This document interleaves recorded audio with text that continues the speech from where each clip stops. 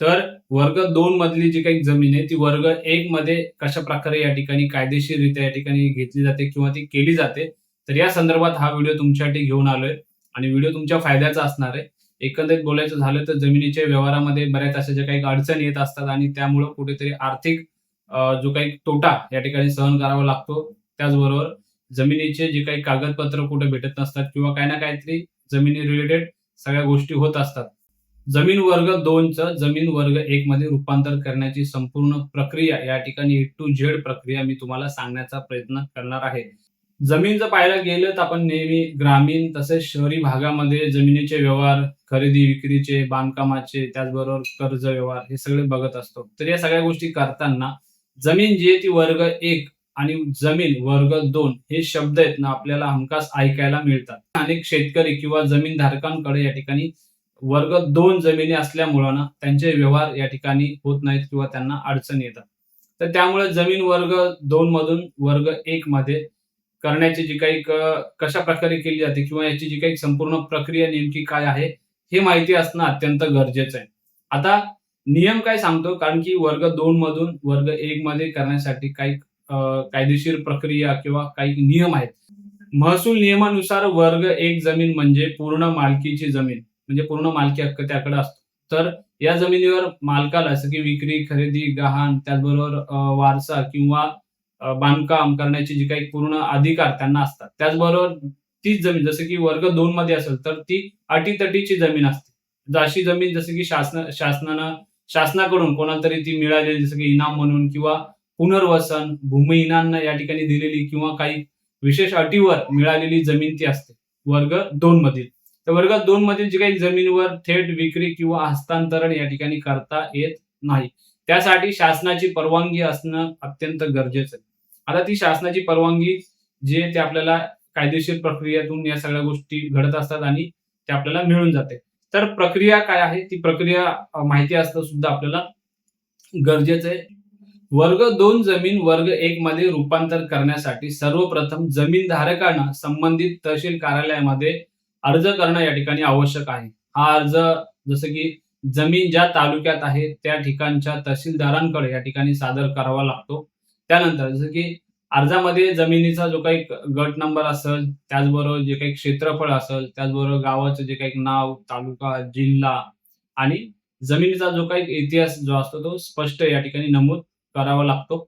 एकंदरीतच सगळ्या ज्या काही प्रक्रिया करताना त्या जमिनीची पार्श्वभूमी लक्षात येईल. त्यानंतर जसं की अर्जासोबत काही महत्त्वाची कागदपत्र या ठिकाणी जोडावी लागतात. त्यामध्ये काय जोडावं लागतं तर 7/12 उतारा, 8चा उतारा, फेरफार नोंदी, त्याचबरोबर मूळ वाटप आदेश जर उपलब्ध असेल तर, तर त्याचबरोबर ओळखपत्र, रहिवासी पुरावा आणि आवश्यक असल्यास प्रतिज्ञापत्र याचा समावेश या सगळ्या गोष्टींमध्ये असतो. तर काही प्रकरणामध्ये जमिनीवरील काही अटी असतात, त्या अटी कशा स्वरूपाच्या घालण्यात आल्या होत्या याची सुद्धा या ठिकाणी तपासणी केली जाते. तर एकंदरीत बोलायचं झालं तर वर्ग 2 मधून वर्ग 1 मध्ये रूपांतरण होताना कायदेशीररित्या किंवा कागदपत्रावर त्या जमिनीचा इतिहास बघितला जातो. त्यानंतर अर्ज प्राप्त झाल्यानंतर जसे की तहसील कार्यालयामार्फत जमिनीची जी काही चौकशी वगैरे केली जाते. जमिनीवर कोणताही जसं की शासकीय वाद, कर्ज, न्यायालयीन प्रकरण किंवा इतर ज्या काही अडचणी या ठिकाणी आहेत का, याची जी काही तपासणी या ठिकाणी केली जाते. जमीन वापर जो आहे तो या ठिकाणी नियमानुसार झाला आहे का, याची जी काही खातरजमा या ठिकाणी केली जाते. सर्व बाबी योग्य आढळल्यास प्रस्ताव पुढे या ठिकाणी जे काही मंजुरीसाठी जिल्हा अधिकारी कार्यालयाकडे या ठिकाणी तो पाठवला जातो. तर आता जिल्हाधिकारी किंवा सक्षम प्राधिकरणाकडून या ठिकाणी जी काही मंजुरी मिळाल्यानंतर जमीन वर्ग 2 मधून या ठिकाणी वर्ग 1 मध्ये रूपांतरित केली जाते. म्हणजे एकंदरीतच आता 1 मध्ये रूपांतर केलं म्हणजे मालकी हक्क वगैरे सगळ्या काही गोष्टी करायला जमीन जे काही मालक असतील ते आता मोकळे.